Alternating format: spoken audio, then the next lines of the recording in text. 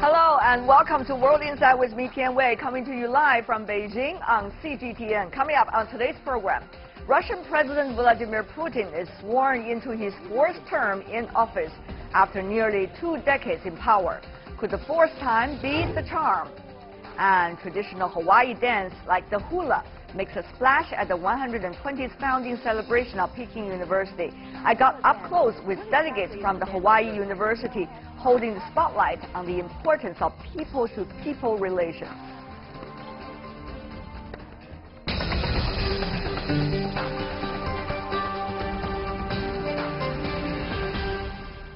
You're watching World Insight. I'm Tian Wei. We begin our program today in Moscow, where Vladimir Putin was inaugurated for his fourth term as the president of Russia.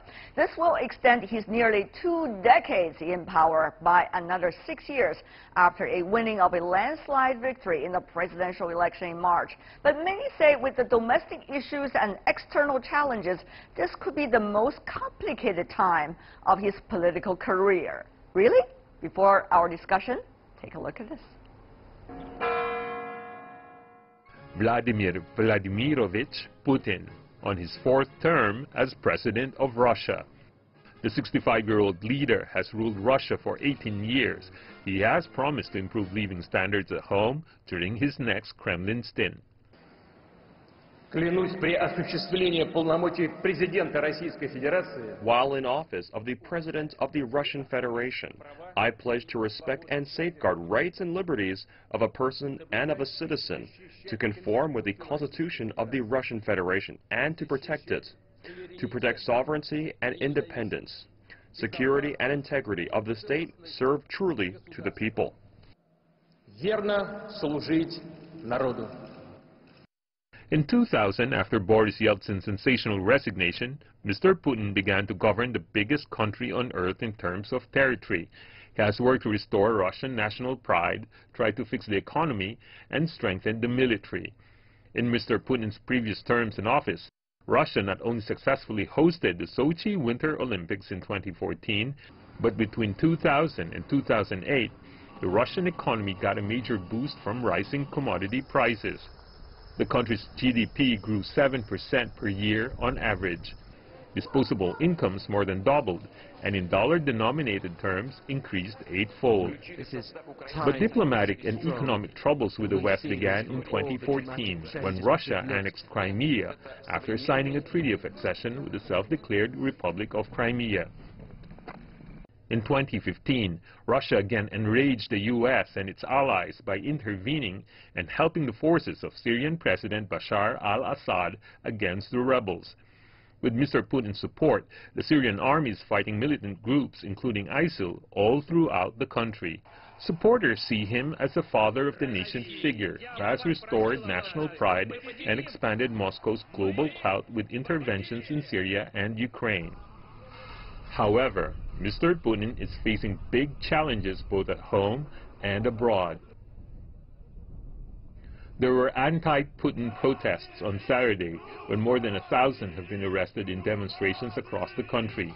He's been accused of undermining democracy and incurring Western sanctions, which have hurt the Russian economy.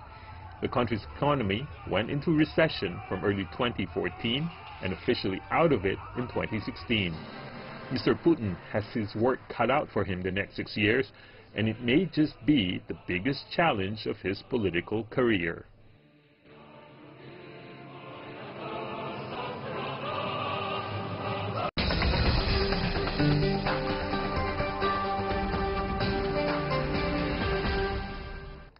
So what is Mr. Putin's blueprint for his 6-year term as Russian president? Will he be able to implement that blueprint?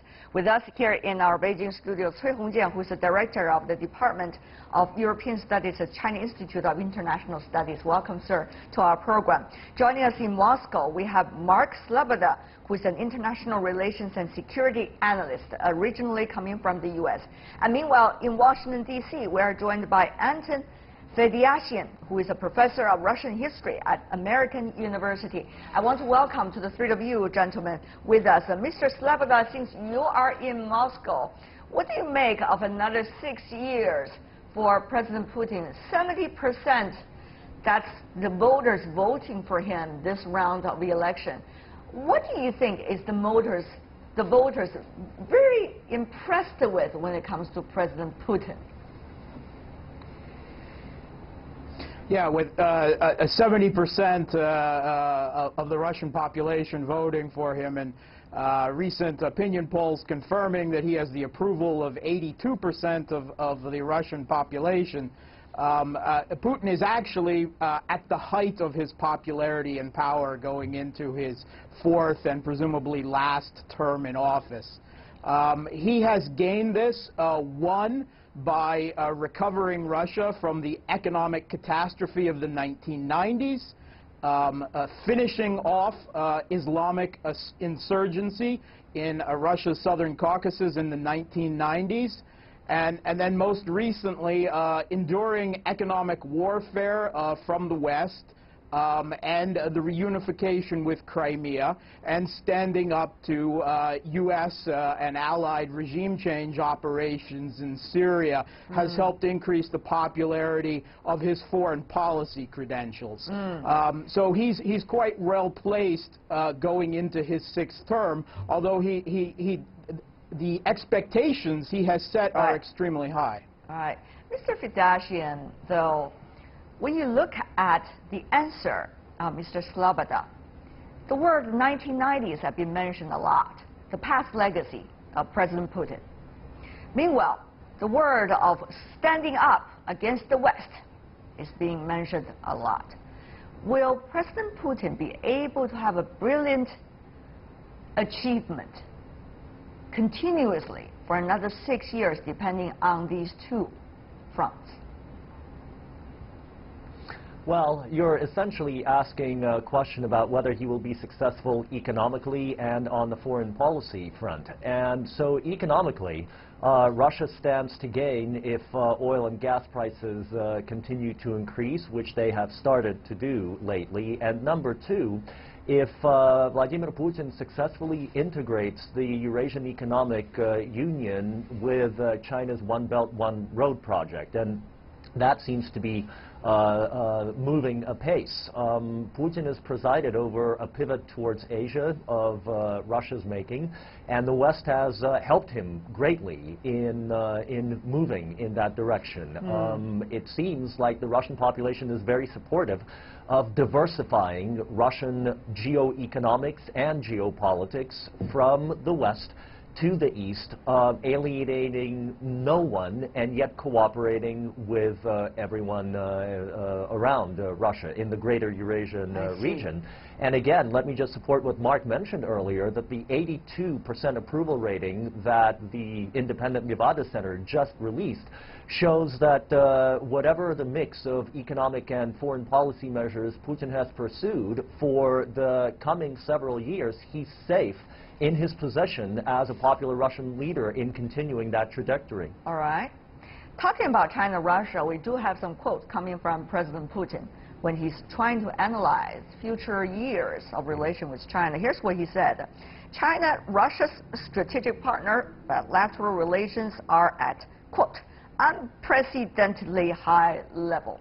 And he said Russia values that very much. He also said his country will make every effort to expand cooperation with China, including the connectivity between the two countries through Belt and Road Initiative, which is something that China raised, Mr. Cui, and also through the Eurasian Economic Union, which is something that Russia originally initiated.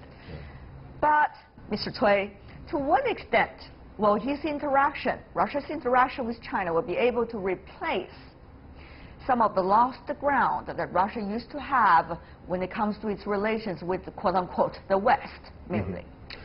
Yes, I think that during the last term for Mr. Putin, China and Russia relations achieved a lot, because I think the bigger reason is the long term for Mr. Putin as a president in Russia provide a stability of a policy continuity of relations. Without a doubt about that. But now the question is, yes, we are looking for there will be more joint effort from both two countries by collecting the Belt and Road Initiative and the Euro-Asia Economic Union. But it's just a part of the this efforts for Russia to do something to develop its economy. But if we look at this structure of economy, indeed, still there still are a lot of requirement from Russia towards Europe, towards other Western advanced economies. So I think that the Belt and Road Initiative will do something to help the sustainable economic development for Russia, but it's not all. Right. So I think that maybe a more comfortable position and also a more sustainable economic development for Russia should try to take use of the resources, not only from eastern part, but also from western diversify, part. as you said, and Yes. also that's the word used by some of the other gentlemen earlier. But Mr. Sloboda, when you think about this diversification, diversity rather, when it comes to Russia's economic interaction, earlier there's already heavy threats coming from quote-unquote the West, including some European countries and the United States, particularly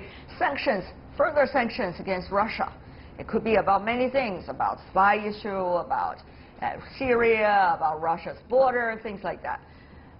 So that's kind of vulnerable. So when it comes to diversify, how much capability does Russia have from its own initiative to diversify, really? Yeah, I think the last few years have really proven, with a combination of the oil price war that Saudi Arabia deliberately waged on Russia and Iran, deliberately overproducing and trying to crash the oil price, and this combined with round after round of Western sanctions, Russia's economy was really stress tested, and they were stress tested down to below $30 a barrel price of oil. And the recession that Russia experienced was by all accounts, relatively mild. And sanctions accounted for no more than 1% GDP. Western sanctions accounted for no more than 1% GDP loss per year. Russia has since recovered on its own. Back into growth. They're looking at a growth GDP last year and even higher this year. The decoupling, economic decoupling from Europe slowly continues. China is Russia's most important economic and geostrategic partner on both levels. Russian economic diversification has actually benefited from this. There's been a great deal of import substitution and a changing of sources of financial lending and borrowing away from Europe. Russian agricultural sector is booming. It is big money in Russia right now, and Russia is now the #2 food exporter in the world and the #1 wheat exporter in the world. So the Russian economy really has diversified away, and actually, ironically, it's the West and Saudi Arabia that has benefited this. Oil and gas together, hydrocarbons, now are no more than 13% of Russia's GDP. But Professor Fidyashian, when you look at the picture, you still see that the house income of Russia, average, has been going down quite dramatically. Let's just say from the year 2013 to the year 2017. So earlier what Mr. Sloboda mentioned about the recovery of the Russian economy as a result of diversification, it seems that has not yet benefited the real grassroots, the real people there. So how much do you think that is likely to change? What speed? Will that have an impact on the popularity of President Putin? So far, it hasn't actually. It's remarkable that the decline in the household income, which began just before the Ukraine crisis in 2013, has had an inverse relationship with Putin's popularity, in part because he has played the card of Russian patriotism and national well-being and recovery against the declining income. Part of it is that he has very articulately sold this trend as a result of oil prices combined with the Western sanctions, an attempt by the West to put Russia back on its knees. And remarkably, this has actually worked. As a matter of fact, over the past 18 months, consumer spending has been on the rise, although there has not been a sudden recovery in the median household income in Russia. And yet, people are willing to spend for patriotic purposes, essentially. Listen, the Russians remember the 1990s when the situation was infinitely worse than it is today. So Putin has a lot of room, a lot of cushion room to play with, and the population is willing to withstand Western pressure over issues that many Russians see as the West having done the same thing. They're willing to withstand this and to slowly grow their economy. We talk about the Russian economy. One of the things that people are also looking at is to what extent is it going to find the new growth engine? We heard Mr. Sloboda talking about agriculture. We also heard about the recovery of the natural gas and oil. But, Mr. Cui, do you think there is a new engine that would, in a way, making the Russian economy take off, even though it could take some time? I think that in short term, it's difficult to find some new dynamic for, maybe a sharp growth for economy in Russia. Also, firstly, Mr. Putin and his government need to deal with a very, very big issue. How could Russian economy give up the dependency on the oil and gas resources and everything? And then how could, maybe Russia could find out more export from agriculture or some other, but also we need to understand how this requirement from other market, including China or some other Asian economies. So I think, yes, it will take some long time for Russia and Mr. Putin to reform its economic market. But reform is the word, isn't it? I mean, Mr. Sloboda, we understand that the Russian president now, Mr. Putin, has once again nominated the Medvedev, who used to be the prime minister, now to be the prime minister again. And very likely the lower house of the parliament is going to confirm that. Some suggest this selection of personnel means continuity. Others say, well, the prime minister used to have a reform mind, and he's been talking about reform for at least some years. So will this be a new stage in which reform embarked once again? To what direction, Mr. Sloboda? Yeah, I think reform is a much ballyhooed word. It's always assumed that reform is a good thing without specifying what type of reform that was. The reform touted by Medvedev particularly was privatization, something that isn't necessarily greeted very well by the Russian population, remembering the shock and often criminal privatizations of the 1990s. I think Medvedev's #1 most important quality for President Putin is his loyalty, and that's why he's been appointed. He also, Medvedev's popularity is not very high among the Russian population. What popularity he has had has always been something that he basically absorbed from being in the presence and having the support of Putin. I think he exists as a lightning rod, that if things turn south for whatever reason, economically or so on, that he would be the one to fall on the sword and the blame could be put on him. I don't look at Medvedev as lasting through the entirety of of Putin's next 6 years in office. After about 3 years, I think that you'll start to look at Russia, that Putin trying to segment his legacy with making sure that there is a good, controlled transition to a leader who will preferably continue his policies. I don't look for that to be Medvedev. In fact, I look for Medvedev to be replaced by someone later in Putin's presidency who could be a possible successor. Well, that possible successor could also probably give some hint about the future leadership of Russia after a few years. But talking about that, let's also talk about the geopolitics. Now, the U.S.-Russia relationship is more than interesting, Mr. Cui, if I could use that word. Given the enormous amount of chaos of politics going on inside Washington about the legitimacy of the presidency and about some of the other issues related to President Trump. How will that impact President Putin's plan to have somewhat normal relationship with Washington? I think now the ball should be in the court of the United States. Also, we know that even there was some very friendly message from Mr. Trump to Mr. Putin, but we can find out in the last 1 year, we find out a tougher and tougher, stance from Washington to Moscow, and even, of course, at the same time, sweet words from Mr. Trump to Mr. Putin.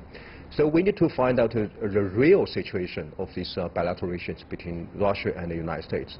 And also another very important, time is how about the result of a middle-term election in the United States. Once the Democratic Party take a dominant, position in the Congress, I think it will give much more pressure on Mr. Trump to have a tougher policy towards Russia. Well, but of course, I think that Russia also could do something to try to get maybe more advantage position when it faces the United States. For example, how could Russia to try to raise some issue, or especially some regional issue, including in Europe, in Syria, or some other, to try to get the opportunity to have an equal engagement with the United States. Well, I'm not sure whether the Democrats will really win back the Capitol Hill, to say the least. But Mr. Vedashian, let me ask you about that also. Now you see a lot of uncertainties. You also see Russia realizing it needs to have somewhat normal relationship with the United States and with the West if it wants to develop its economy.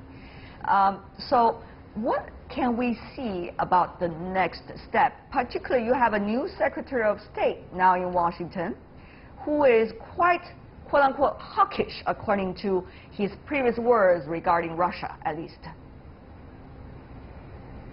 Yes, you also have a new national security advisor, John Bolton, who is also very hawkish. So the moves in Washington do not augur well for any kind of thaw in the relationship. But listen, I think that Vladimir Putin has made peace with the way that things are developing, and knowing that he will most likely outlast Donald Trump and the current Republican administration in the White House, he's willing to sectorize U.S.-Russian relations, to work with the U.S. where the two countries can work together, and to marginalize other issues.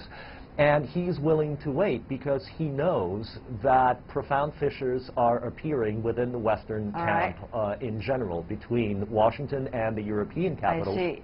Among other things, on the Iran deal, about which we should be hearing a decision from Washington in the next, 5-6 days. We hope. So the Russians are playing a long game and waiting to see if they can start turning the Europeans towards Moscow, and then waiting for Washington to begin to follow or reconsider its position towards Russia. All right. Anton Vedashian, Mark Slobodka, and Cui Hongjian, thank you so much, gentlemen, for being with us.